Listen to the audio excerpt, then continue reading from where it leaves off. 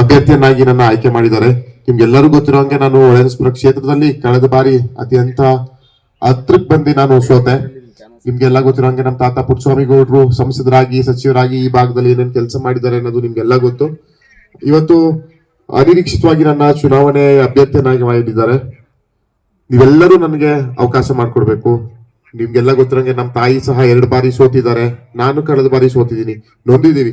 ಒಂದು ನಾನು ಏನ್ ಮನವಿ ಮಾಡ್ತೀನಿ ಕ್ಷೇತ್ರದ ಜನತೆಯಲ್ಲಿ ಅಂತ ಹೇಳಿದ್ರೆ, ಅವ್ರಿಗೆ ಪ್ರಧಾನಿಯಿಂದ ಹಿಡಿದು ಶಾಸಕರು, ವಿಧಾನ ಪರಿಷತ್, ವಿಧಾನಸಭೆ, ಜಿಲ್ಲಾ ಪಂಚಾಯತ್ ಪ್ರತಿಯೊಂದು ಸಂಸದರು ಎಲ್ಲ ಮಾಡಿದ್ರ.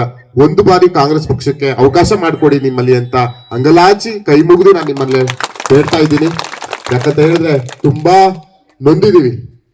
ಅಷ್ಟು ಸುಲಭ ಅಲ್ಲ. ನಮ್ಮ ಸಚಿವರು ರಾಜಣ್ಣ ಸಾಹೇಬ್ರು ಹೇಳ್ತಾ ಇರ್ತಾರೆ, ತುಮಕೂರು ಕಡೆ 1 ಬಾರಿ 2 ಬಾರಿ ಸೋತ್ರೆ ಮನೆ ಸೇರ್ಕೊಂಡ್ಬಿಡ್ತಾರೆ ಅಂತ. ನಾವು ಸತತವಾಗಿ 4 ಬಾರಿ ಸೋತಿದೀವಿ ನಾವು. ಆದ್ರೂ ಸಹ ಛಲ ಬಿಡದೆ ನಮ್ಮ ತಾಯಿಯವರಾಗಿರ್ಬೋದು, ನಮ್ಮ ತಾಯಿಯವ್ರು ಇವತ್ತು ನಾವು ನೆನ್ಸ್ಕೊಬೇಕು.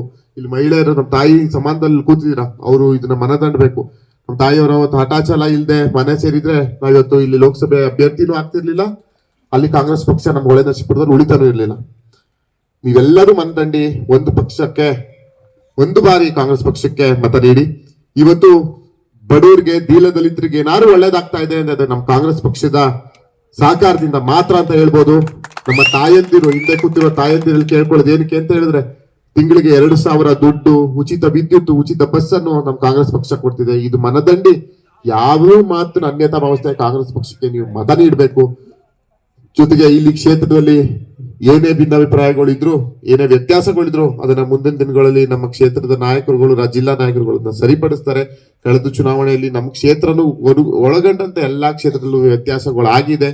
ಅದನ್ನೆಲ್ಲ ಸರಿಪಡಿಸುವಂತ ಕೆಲಸ ಮಾಡಿ ಜಿಲ್ಲೆಯಲ್ಲಿ ಕಾಂಗ್ರೆಸ್ ಪಕ್ಷ ಕಟ್ಟುವಂತ ಕೆಲಸ ಮಾಡಬೇಕು. ಈ ಚುನಾವಣೆ ನನ್ನ ಚುನಾವಣೆ ಅಲ್ಲ, ಇದು ಇಡೀ ಕಾಂಗ್ರೆಸ್ ಪಕ್ಷದ ಪ್ರತಿಯೊಬ್ಬರು ಕಾರ್ಯಕರ್ತರ ಪ್ರತಿಷ್ಠೆ ಕಣ ಆಗ್ತದೆ. ಯಾಕಂತ ಹೇಳಿದ್ರೆ ಈ ಚುನಾವಣೆ ಗೆದ್ರಷ್ಟೇ ನಮ್ಗೆ ರಾಜ್ಯದಲ್ಲಿ ಹಾಸನದ ಕಾಂಗ್ರೆಸ್ನವರು ಅಂತ ಗುರುತಿಸೋದು.